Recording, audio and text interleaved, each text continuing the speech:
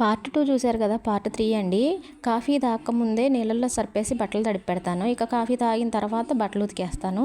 చెప్పా కదా, కొంతమంది సిస్టర్లు అక్క ఇంట్లో ఆడవాళ్ళు పని చేసుకోవడానికి మహా కష్టపడిపోతున్నారు, బయట మగవాళ్ళు ఎంత కష్టపడి వస్తున్నారో మీకు తెలుసా అని నేను ఒక వీడియో తీసినందుకు, అక్క మరి అసలు ఏ పని చేయకోకుండా ఉండే మగవాళ్ళని ఏమంటారు చెప్పు అని అడిగారు కొంతమంది సిస్టర్లు. ఏమంటారా చెల్లె, మనం ఏం అనలేము, ఎందుకంటే మనం ఏమన్నా అన్నామంటే వాళ్ళ మనోభావాలు దెబ్బతింటాయి.